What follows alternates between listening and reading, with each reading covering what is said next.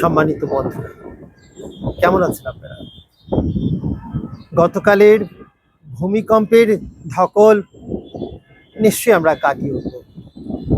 মাত্র 9 সেকেন্ডের একটি ভূমিকম্প, 5.7-এর মতো যে একটা রিক্টার স্কেলে ধরা পড়লো। এই ভূমিকম্পে বাংলাদেশের ঢাকায় একটা আতঙ্ক ছড়িয়ে পড়েছিল এবং 10-এর অধিক লোক নিহত হলো।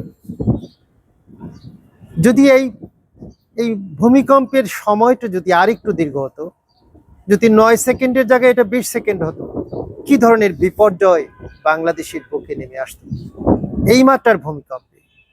আমাদের প্রস্তুতি কি আছে আমাদের জনগণের কিংবা সরকারের? কিন্তু জনগণের সহানুভূতি আমরা পরিলক্ষিত হয়েছে আমাদের দেশে।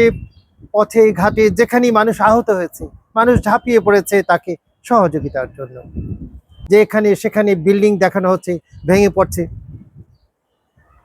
আমি যে জিনিসটি বলতে চাই, আমাদের প্রস্তুতির বিষয়। ভূমিকম্প আরো বড় আকারে হওয়ার সম্ভাবনা দেখা দিয়েছে, তাহলে আমাদের প্রস্তুতি লাগবে না? প্রস্তুতি যদি আমরা হেলায় ফেলায় এটাকে চাপিয়ে রাখি, তাহলে বড় আকারে ভূমিকম্প হলে আমাদের ক্যাপাসিটি কিন্তু নেই।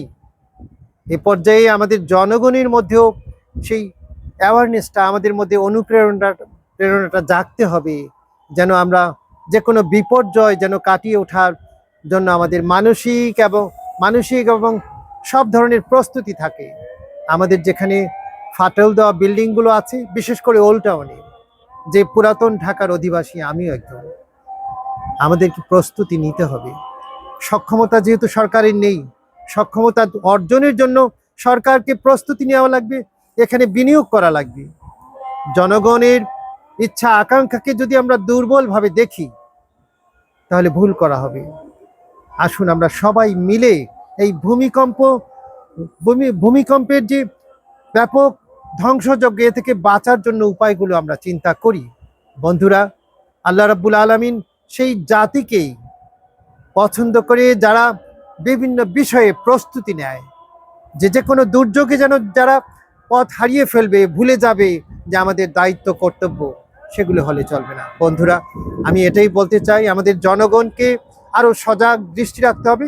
আমি শেষ করছি, আগামী দিনগুলোতে যে কোনো বিপর্যয়ে এবং এই ডিজাস্টারে আমাদের প্রস্তুত থাকার আহ্বান জানিয়ে সরকারের দৃষ্টিভঙ্গি আরো যেন এ ব্যাপারে আরো যেন প্রবল হয়।